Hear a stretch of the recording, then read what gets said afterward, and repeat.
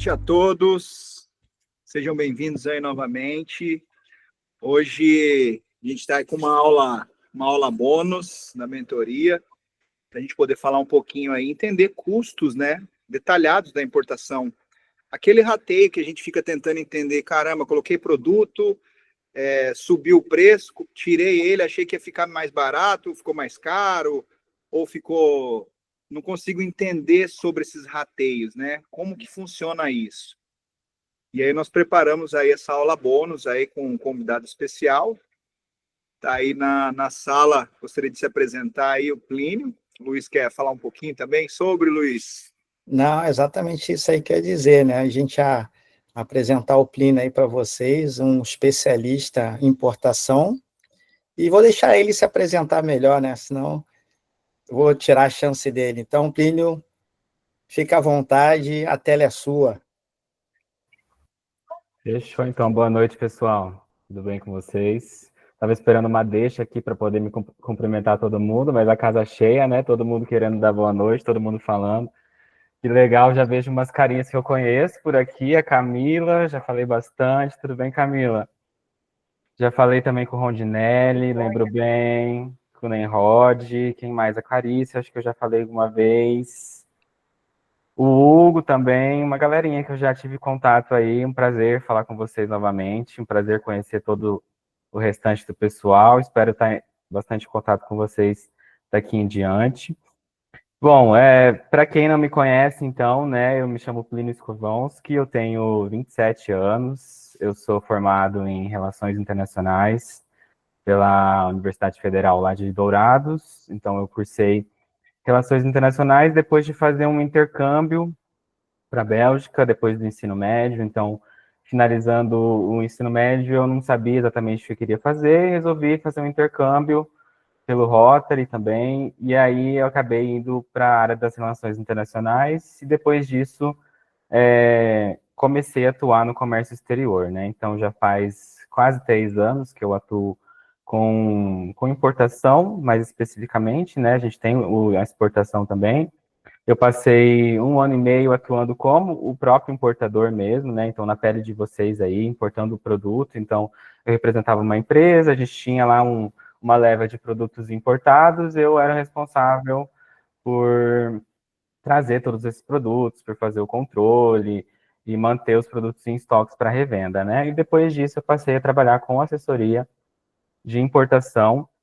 Então, eu já ia direto para as empresas importadoras, ajudando a entender todo o processo, a acompanhar etapa por etapa, o que precisa ser feito, quem que eu preciso contatar, para que pudesse importar, né, e poder revender aqui e ter os seus lucros com esse investimento. Então, a minha ideia aqui hoje, eu já posso começar, Luiz? Ô, Plínio, a tela e o microfone é seu, fique à vontade. Fechou, então. Vocês estão me ouvindo bem? Ok. Eu vou tentar ser bem dinâmico, tá? Vou colocar aqui um visual para vocês. Eu vou ir perguntando para vocês no meio do caminho se vocês têm alguma dúvida, alguma coisa. Então, pode ir anotando, depois eu também vou perguntar para vocês. Se quiser me interromper também, fica à vontade. Mas o meu foco aqui hoje é entender o custo da importação. Deixa eu só abrir aqui para vocês.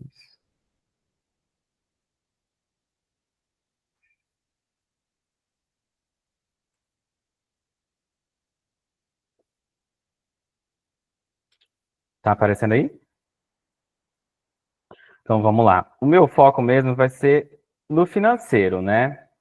Para a gente poder começar a fazer uma importação, a dedicar aquele dinheirinho ali guardado num novo investimento, num novo negócio. O que eu vou precisar gastar? Quanto dinheiro, mais ou menos, você vai precisar ter? O que eu vou... o que todas as pessoas que estão envolvidas aí nesse processo, que é aquilo que você pensa inicialmente na hora de fazer um novo negócio, né? Quanto que você vai precisar investir e como que esse valor vai retornar para você também. Então, inicialmente, para entender o custo de importação, entender por que eu compro um produto, né? Estou lá comprando uma bicicleta que custa $50. E aí, por que que não, o custo dessa minha bicicleta não é o valor do produto vezes a taxa cambial, né? Estou olhando lá no Google, a taxa cambial está 5,50, está 5, vamos dizer, né? Por que que não é 50 vezes 5, não é 250 que custa essa minha bicicleta? Por que que é muito mais do que isso? Por que que mais está entrando aí nesse custo unitário do seu produto? Que você tem que levar em consideração que não é só você fazer a conversão, né, do dólar para o real. Primeiramente, então, vamos começar por quem está envolvido aí nesse jogo. Quem você vai precisar pagar alguma coisa em algum momento da sua importação também, né? Então, primeiro de tudo é o importador. Então, vocês que vão iniciar aí, vocês são o principal ator, né? O principal player dentro desse processo. Logo em seguida, você vai precisar de um exportador. E aí você já começa com os pagamentos, né? Você vai ter lá uma invoice. Então, com o seu exportador, você vai determinar os produtos que você vai comprar, você vai ter os valores dos produtos. Depois eu vou falar um pouco mais sobre o valor dos produtos em si.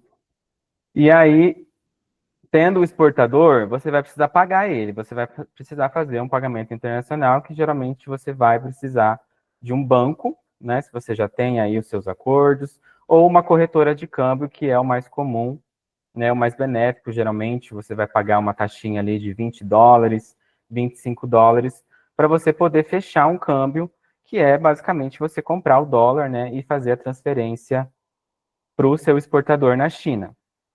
Então, aí a gente começa já com os pagamentos. Em seguida, depois que a sua mercadoria está pronta, então eu não vou ficar aqui falando todas as etapas desde que a mercadoria está pronta, o que a gente faz, para onde a gente vai. Eu já vou pular direto para o financeiro e para onde você vai ter que desembolsar o seu dinheiro. O agente de cargas vai ser o responsável, né, por trazer essa mercadoria para o Brasil. Então, no momento que ela ficar pronta lá na China, vai ser contratado um agente de cargas aqui do Brasil, né? Então, o que tenha representantes, né, internacionais e tudo mais, esse agente de carga aqui no Brasil vai com seus contatos lá na China, com os armadores, com os operadores logísticos, para pegar o valor do frete, né, estimar o valor do frete e passar para nós tudo que você vai precisar de desembolsar ali para movimentar a sua carga até o navio, seja buscando a sua carga no endereço do fornecedor, ou seja a sua carga já sendo entregue ali no terminal alfandegado ou no próprio navio. Você vai precisar desse agente de cargas do armador, no caso, que é o player maior, mas a gente fala agente de cargas que são os representantes. Então, aqui no Brasil, vai ter alguém que você vai ter que pagar o frete para essa pessoa. Vai ter uma empresa lá no seu processo de importação, que você vai ter uma fatura, que você vai precisar pagar para ele um valor referente ao frete internacional e as despesas envolvidas também dentro desse frete, né? Que são custos logísticos, custos de documentação e tudo mais. Depois disso, com a carga chegando aqui no Brasil, você vai precisar de um despachante aduaneiro. Então, não tem como você fazer uma importação sem um despachante aduaneiro. Se você quiser, você pode tentar, mas eu não aconselho. Você vai ficar com a sua carga parada lá e não vai conseguir retirar, né? Então, o despachante aduaneiro é uma pessoa, um profissional, né, habilitado ali pela Receita Federal, que tem essa responsabilidade, que tem essa função de ordenar ali, de liberar as cargas na aduana. O que é a aduana? A aduana é o órgão regulador, né, da fronteira ali, é a Receita Federal, que é a responsável por toda essa parte de comércio exterior, importação e exportação, é a Receita Federal o órgão maior regulador disso tudo. Então, você precisa de um profissional que esteja adequado à Receita Federal, que tenha essa habilitação para poder fazer a liberação da sua carga. Então, você vai precisar pagar um despachante aduaneiro para isso. Você vai precisar desembolsar um valor ali para ele cuidar da sua carga, até porque o despachante aduaneiro, ele cede o CPF dele, né? Então, tem riscos na importação, você precisa de um despachante, você precisa garantir ali esse valor para ele, para que possa ser liberada a sua carga. Além do processo de desembaraço, né, que envolve o despachante aduaneiro, você vai precisar pagar também um terminal ou um armazém para a sua carga ser recepcionada aqui assim que ela for descarregada do navio. Então, quem que faz esse trabalho, né? Quem que tira a minha carga do navio? Quem que tira a minha carga do container?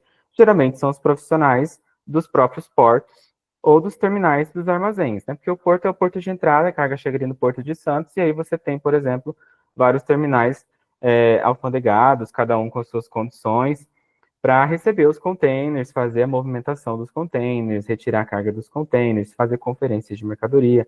Então, você vai precisar pagar uma taxa também, vai ter também uma fatura lá para um armazém ou para um terminal com os serviços e o valor da armazenagem do período que a sua carga ficar ali até ela poder ser retirada e seguir lá para você, né? Para voltar para você. Então, você inicia tudo e você finaliza tudo recebendo a sua carga através da transportadora, né? Que é uma transportadora também habilitada para ir lá no porto, para ir lá no terminal retirar a carga. Então, por que eu tenho que pagar uma transportadora para o frete rodoviário? Eu não posso eu pegar um caminhãozinho e ir lá no porto retirar?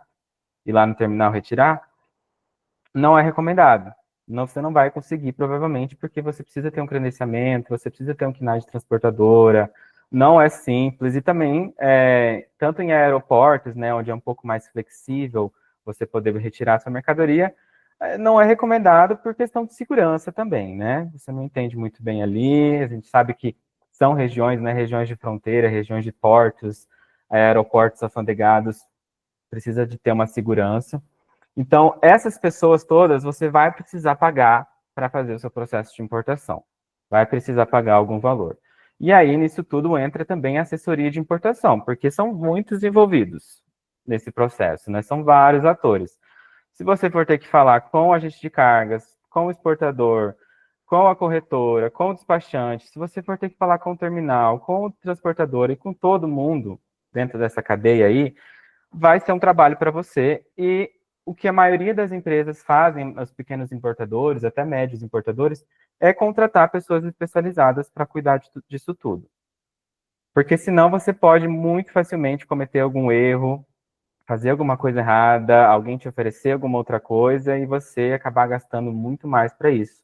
Então, compensa muito mais você desembolsar um valor para uma assessoria de importação, que é quem tem os contatos, né, que é quem vai fazer toda essa comunicação, cuidar disso tudo para você, enquanto você simplesmente vai fazer ali um depósito, né, um fechamento de câmbio para o exportador e depois você vai fazer um depósito para o despachante aduaneiro com o restante dos valores e o próprio despachante aduaneiro vai distribuir o restante dos valores para agente de cargas, para transportadora, para o terminal e faz esses pagamentos aí para você. Então, é uma facilidade tremenda e é muito mais segurança você poder contar com outras pessoas, né, com pessoas especializadas, com toda essa rede de contatos para fazer o processo.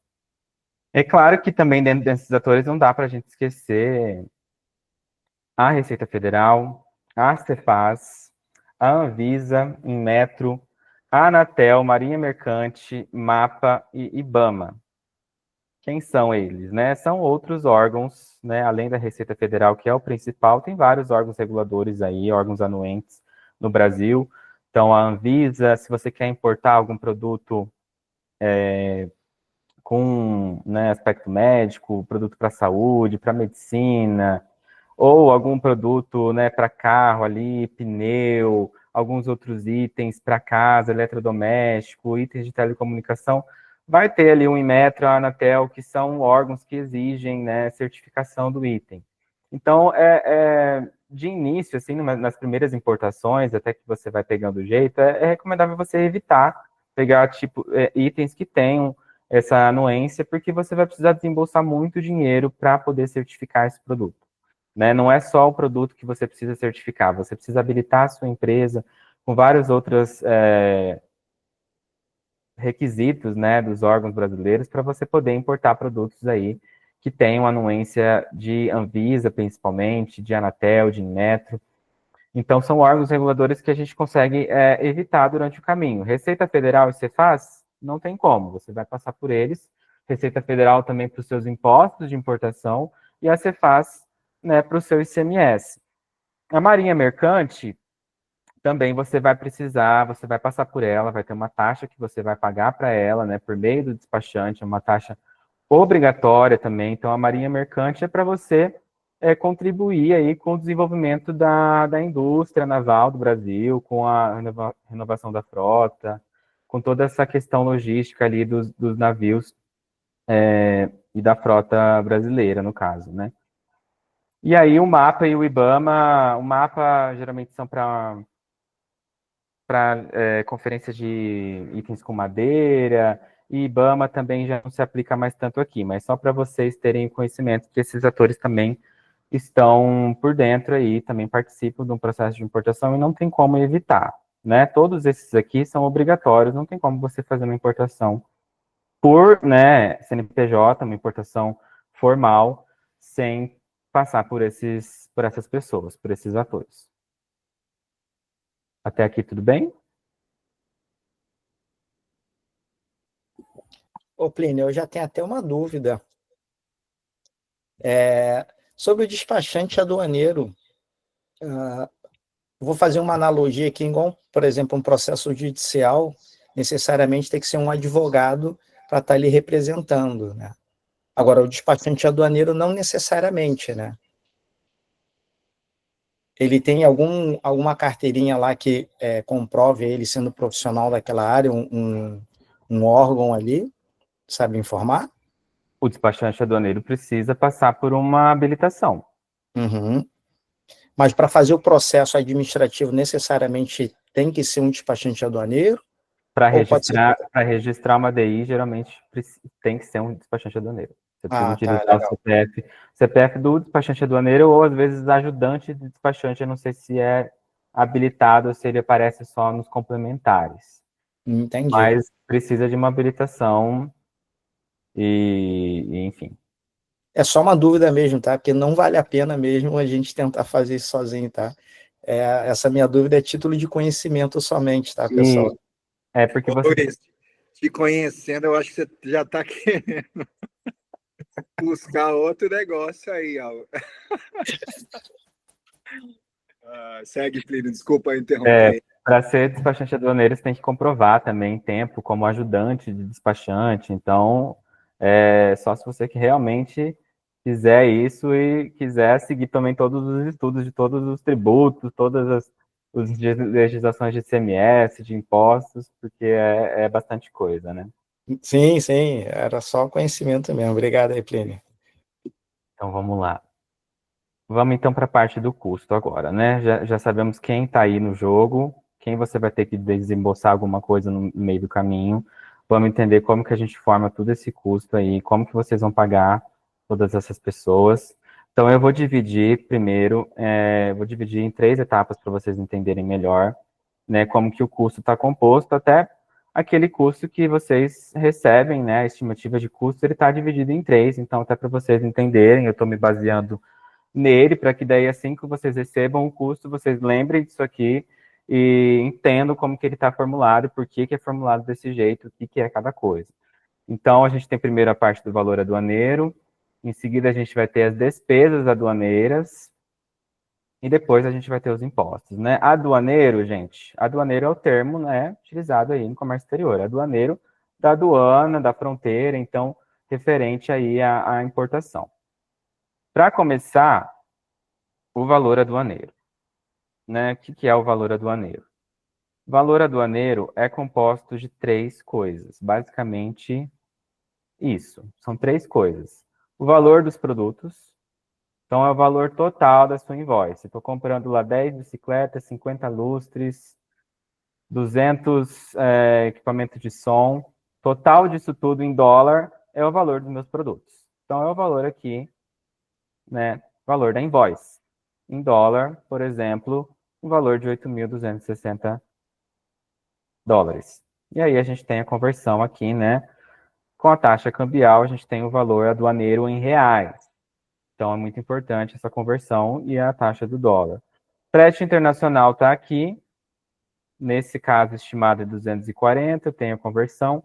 E tem o valor do seguro, que fica aí 50 dólares, mais ou menos, né? Dependendo do valor da carga, a gente tem isso aí que compõe o valor aduaneiro. Isso aqui é extremamente importante, porque é o valor aduaneiro que vai determinar depois para você fazer o cálculo dos seus impostos. Então, para você poder calcular o imposto da bicicleta, eu tenho 16% disso, 20% daquilo, é em cima desse valor aduaneiro aqui que vai ser calculado. Então, não é só pensar no valor do produto. Você tem que pensar que é o valor do produto, mais adicionado o frete, né, equivalente a ele, rateado para esse produto, e o seguro também rateado para esse produto. Mas o valor total, então, aí, é o valor aduaneiro, é o produto, o frete e o seguro. O que acontece? Eu tenho aqui CE mercante, que às vezes vai aparecer lá zerado, ou às vezes vai ter algum valor. O CE mercante, deixa eu só voltar aqui, vai acontecer quando a gente seguir uma modalidade de compra chamada Ex-Works. Então, o que acontece? Para a gente ter o valor dos produtos, a gente tem lá a determinação do Incoterm. Incoterm é um termo profissional, aí, um termo do comércio exterior, que é a modalidade de compra que você vai estar fazendo aí a sua importação. E aí, dentro disso, a gente tem as duas mais comuns, que eu vou focar aqui, que é o FOB e o Ex-Works, né? FOB, como você quiser falar, ou EXW. O FOB é quando o valor ali do seu produto já está incluindo mais ou menos os valores de despesa lá na China. Então, é o valor do seu produto entregue na onde ele precisa ser entregue para entrar no navio ali e ser embarcado. É esse o valor FOB. Então, geralmente, o valor da invoice, ele já está no valor FOB, né? Dependendo do exportador. Agora, o que acontece? A gente tem o Ex-Works, que é quando você precisa retirar a mercadoria lá no endereço do fornecedor. É como se você estivesse fazendo a compra, né, no Mercado Livre aqui. Você compra, ou você precisa ir lá retirar a mercadoria, ou você precisa pagar pelo frete. Então, basicamente, o Ex-Works é isso. Ou você vai lá e busca, ou você paga todas as taxas para a pessoa ir lá fazer a documentação também, porque nesse termo aqui, Ex-Works, não está envolvido os custos de embaraço aduaneiro, né, de despacho aduaneiro lá na China de exportação. Então, aqui dentro do Ex-Works também tem esse valor para você fazer a declaração de exportação lá e tudo mais. Mas o que acontece? Como a gente tem a nossa parceira lá na China, o que a gente prefere fazer também em relação a isso? Como tem vários, né, fornecedores espalhados aí, geralmente você procura um item, você passa lá para nós, o fornecedor encontra, nosso fornecedor encontra a outra empresa lá na China e precisa trazer o item para ela, e ela vai ter aí esse custo, provavelmente ex-work, né, dentro mesmo da China. Então, ela vai ter que pagar pela mercadoria, né, pela sua mercadoria, mas o frete para trazer até ela, para que ela possa ali organizar tudo e fazer o FOB até o porto. Então, o que acontece? Já que a gente tem vários fornecedores ali, a gente tem um fornecedor maior, que é quem faz a compra, então ele paga o Ex-Works, né, para esses outros fornecedores, e esse fornecedor maior faz o FOB entregando a mercadoria completa, né, depois de juntar tudo, organizar tudo para o embarque, entrega lá no armazém para exportação.